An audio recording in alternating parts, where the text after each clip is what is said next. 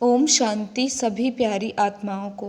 पिछले कोर्स में हमने कलयुगी सृष्टि के विनाश के बारे में बात की थी।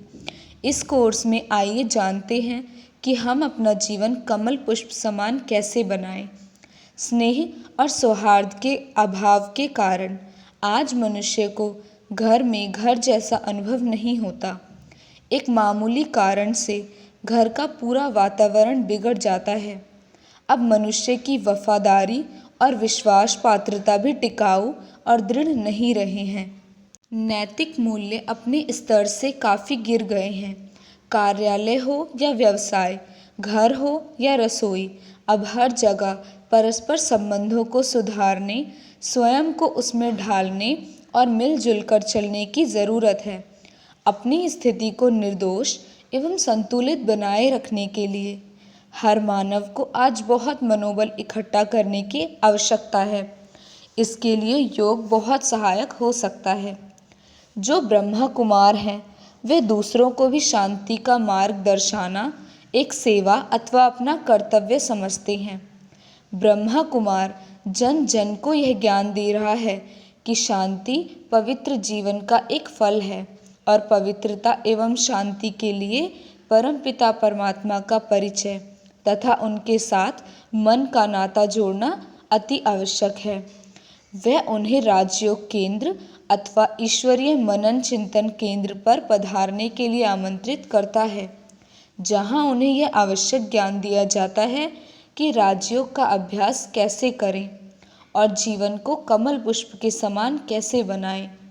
जीवन को कमल पुष्प के समान बनाना अर्थात जैसे कि कमल कीचड़ में रहते हुए भी उससे न्यारा और प्यारा रहता है, वह बहुत सुंदर तरीके से खिलता है, उसके ऊपर कीचड़ का एक भी दाग नहीं लगता।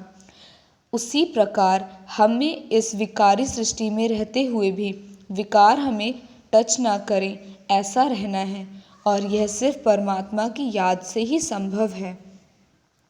इस ज्ञान एवं योग को समझने का फल यह होता है कि कोई कार्यालय में काम कर रहा हो या रसोई में कार्यरत हो तो भी मनुष्य शांति के सागर परमात्मा के साथ स्वयं का संबंध स्थापित कर सकता है।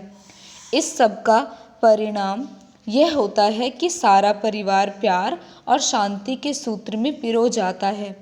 वे सभी वातावरण में आनंद एवं शांति का अनुभव करते हैं और अब वह परिवार एक सुव्यवस्थित एवं संगठित परिवार बन जाता है। जैसा कि चित्र में दर्शाया भी गया है, परमात्मा की याद से अशांत एवं दुखी परिवार शांत एवं सुखी परिवार में परिवर्तित हो जाता है। दिव्य ज्ञान के द्वारा मनुष्य विकार तो छोड़ देता है और गुण धारण कर लेता है। इसके लिए जिस मनोबल की जरूरत है वह मनुष्य को योग से प्राप्त होता है। इस प्रकार मनुष्य अपने जीवन को कमल पुष्प के समान बनाने के योग्य हो जाता है। कमल की यह विशेषता है कि जल में रहते हुए भी जल से न्यारा होकर रहता है। हालांकि कमल के अन्य संबंधी जैसे कि कमल, ककड़ी, कमल, डोडा इत्यादि हैं, परंतु फिर भी कमल उन सभी से ऊपर उठकर रहता है। इसी प्रकार हमें भी अपने संबंधियों एवं मित्रजनों के बीच में रहते हुए भी उनसे न्यारा अर्थात मोह जीत होकर रहना चाहिए। कुछ लोग कहते हैं कि गृहस्थ में ऐसा होना असंभव है, परंतु हम देखते हैं कि अस्पताल में नर्स अनेक बच्चों को संभालते हुए भी उनमें मोह रहित होती है। ऐसे ही हमें भी चाहिए कि हम सभी को परमपिता परमात्मा के वत्स मानकर न्यारे होकर उनसे व्यवहार करें। एक न्यायाधीश भी खुशी या गम के निर्णय सुनाता है, परंतु वह स्वयं उनके अधीन नहीं होता। ऐसे ही हम भी सुख दुख की परिस्थितियों में साक्षी होकर रहें। इसी के लिए हमें सहज राजयोग सीखने की आवश्यकता है, जिससे हमारा जीवन कमल पुष्प समान बन सकता है।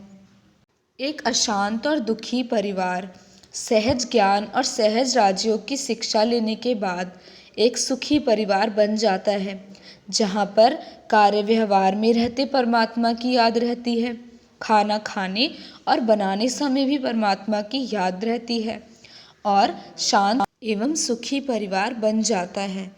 अतः आप भी इस सहज ज्ञान और सहज राजयोग की शिक्षा को धारण करें। परमात्मा की याद से आपका जीवन कमल पुष्प के समान न्यारा और प्यारा बन सकता है। अच्छा, ओम शांति।